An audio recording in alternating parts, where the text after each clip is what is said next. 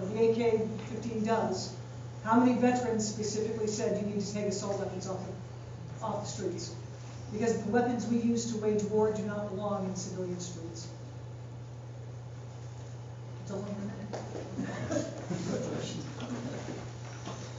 I'll go next, certainly. School safety. You know what?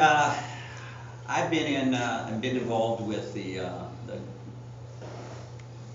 guns since I was a little child. I got my first gun when I was 10, and sat through the Indiana DNR hunter education course when I was 11. But at the same time, I realized, as Ms. Beck said, that military-grade weapons do not belong on the streets. There are some things that I completely support. Raising the age to 21, of course. If you're going to get a concealed carry permit, I want you to have some increased testing and go along with that. Of course, I'd like to eliminate assault or military grades if you have not had a chance to take any testing. But more than anything, my friends, when I was a kid, it was not uncommon for somebody to have a gun in the back window of their pickup truck.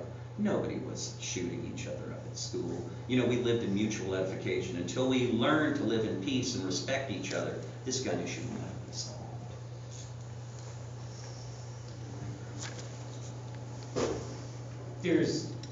Everybody's focusing on guns, and that's currently the catchphrase against the guns is the school safety. But there's a lot more to school safety than just guns. A lot of times it's a question of bullying.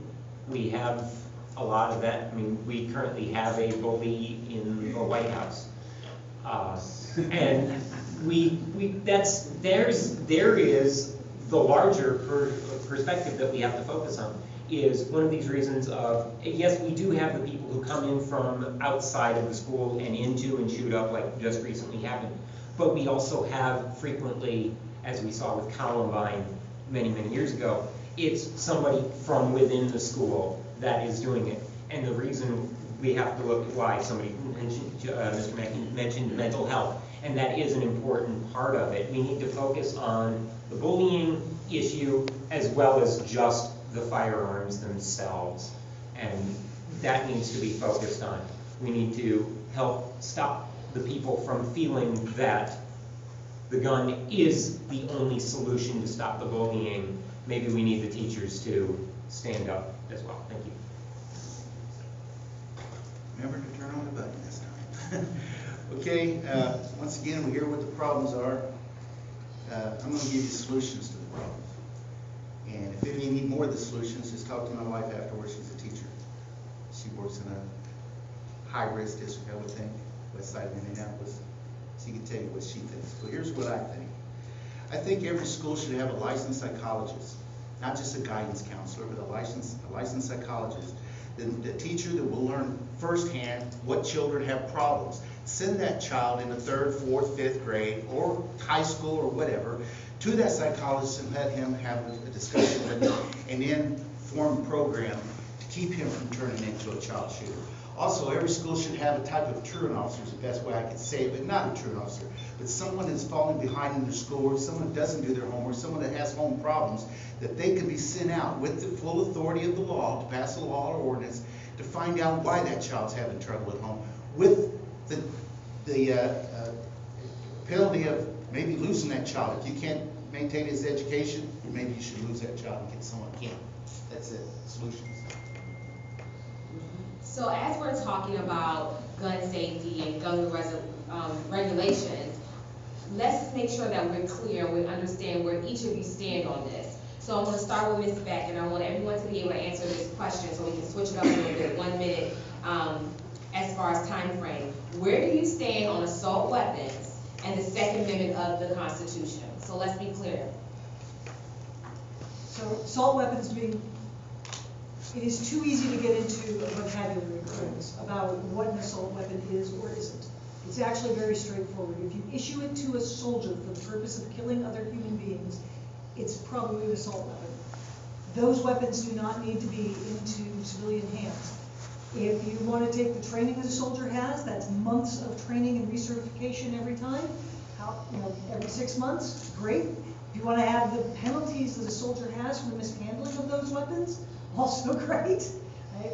But we generally don't want to take the responsibility associated with that kind of weapon.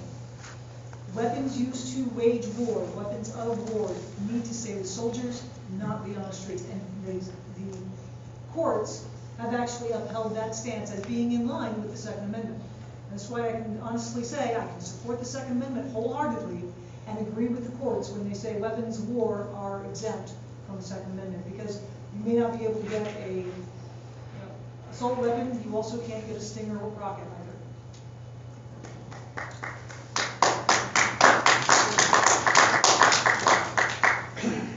Right down the list? Yeah. Certainly. Second Amendment says well-regulated militia, and I want everybody in the room to start to define what regulation means in their mind. It doesn't mean unfettered access to military-style weapons. As I said a moment ago, I'm not in support of that. As Toby indicated, and I indicated before, that training, massive training associated with that, and if we want to move in that direction to allow people to take a test and certify themselves and then continue to recertify, I guess I would support such a thing. But as I said earlier, until we learn to live in mutual respect with each other and edification, most of these problems will continue to move forward. So let's think about that for a second. So I'm going to preface by saying I am a gun owner myself.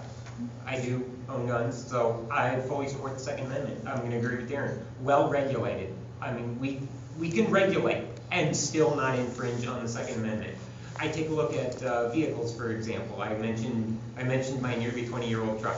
I have a driver's license. I can drive that truck. I can pull a trailer with that truck. I can't get behind the wheel of an 18-wheeler.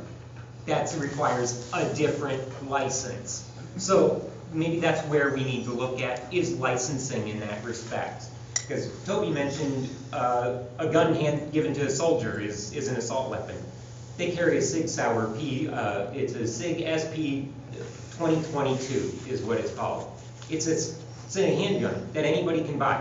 Right. Are we going to call that no, they're doing the 2022 now. Or at least I know some of them are using the 2022. But, so, I mean, are we going to call a standard handgun that any civilian can buy an assault weapon? What we're talking about when we say assault weapon is the long rifle. That's the assault weapon. So we can have regulations and licensing levels through them. Thank you. In the 1930s, criminals were happy to use the Thompson submachine gun. You can still get a Thompson today, but you have to have a federal dealer's license. You must account for it. You must account for the rounds that you buy and the rounds that you use. You sell it, it must be documented. We can do this with the long rifles Veronica's talking about. We don't have a legal category identifying assault weapons. Congress would have to create that. And then we would have to move those rifles into that category and mandate a federal license for them. This doesn't mean you can't get it. This means that there is a process by which you must operate in order to get it. And I thoroughly support that. One of the things I do know about gun owners today, no one's running around claiming their Second Amendment rights have been violated because they can't get a Thompson submachine gun in their local gun store. Once again, we hear problems, but we don't hear any solutions. Here's a solution, real easy solution. If a gun is designed by way it's an AR-15 and an AK-47, not an AR-15, if someone wants to buy a weapon that's designed to kill as many people as fast as possible, that's an assault weapon. Simple as that, simple term. The only reason assault weapons were, the Second Amendment was even put in the Constitution to keep slave gangs from not being able to be armed against armed slaves, to revolt, or to keep slave owners from coming up north and being able to retract their slaves. So that's why the Second Amendment was put in by the southern states, and the northern states had to compromise, let's say. Listen, everybody knows, you get all tied up and laid out. Listen, if a gun is made to kill as many people or maim, they're not just made to kill, they're made to maim the ammunition. As many people as possible, it shouldn't be on the streets. And what's that other thing in gun control? Teachers don't need guns. No. Teachers don't need guns. not ask these people so hard on the Constitution whether that's part of the Constitution they want to uphold. Thank you. So let's think about gun violence. This week in Indianapolis, we just lost a 1-year-old to gun violence, not far from here, just miles away from here. If elected, what would you do to help reduce gun violence here in the 4th District? I'll go first this time. Gun violence in the 4th District isn't as prevalent as it is across the border in west side Indianapolis. They have a much more problem. The problem with that is gangs, okay? Great Democrat once solved most of those, not solved them, but really decreased gun violence when he added 100,000 more police. Remember that? His name was Bill Clinton. I'd put another 100,000 people out there. Community policing and going after gang warfare. Gangs are where it's at, and yet we let it continue and continue, because if we do anything about it, that would take away one of the Republicans' biggest election campaign things. They wouldn't be able to yell about the people getting killed in Chicago, or blacks killing blacks. So it's just a campaign thing that people use. You solve that by putting more police on the streets and more interaction with the gangs. Thank you.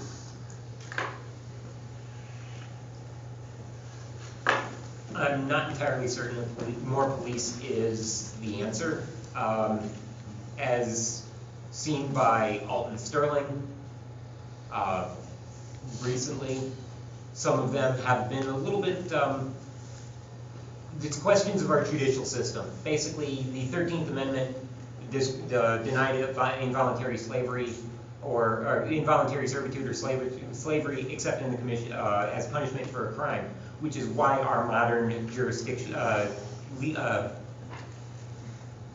judicial system has grown to the way it is, and it is unfortunately very discriminatory against minorities. So I'm not entirely certain that more police is the answer. Unfortunately, I'm not certain what exactly the answer is. Although bits of gun control would possibly, and when I say gun control, I mean gun regulations, to make sure that the people who have the guns are certified, are trained, and are well equipped to handle those weapons. Thank you.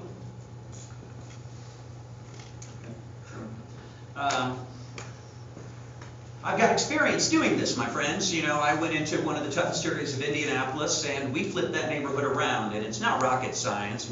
We went to neighborhood organizations and said, get on board with this. We went to mental health professionals and said, get on board with this. We went to social service safety net organizations and said, get on board with this. I went to the people that were actually engaging in criminal activities and said, hey, can we stop killing each other for a minute? It takes leadership on a bunch of different levels, but it also takes people's willingness to come together and work on issues as a greater whole.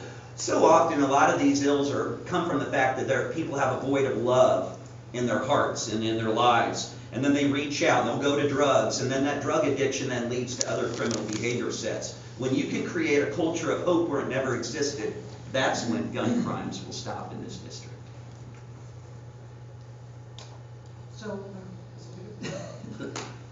this particular issue is part of a larger issue. Gun violence is a direct result of a difficult economy. People who do not have the productive outlet. Raising the economy helps reduce the crime. Nobody grows up and says, I want to be part of a gang. They grow up and become part of a gang because of a default. There is no other opportunity for them. And it is the only way to make a surviving living in their community.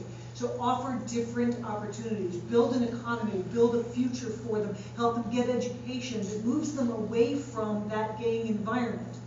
Build the economy by putting more economic growth through the middle and working class, and you will begin to reduce that particular issues, that set of issues. We know that Oregon instituted certain common sense gun laws as supported by Americans for common sense gun laws. One of them was to restrict gun access to domestic violence abusers. Another one was requiring classes to be taken, proper handling.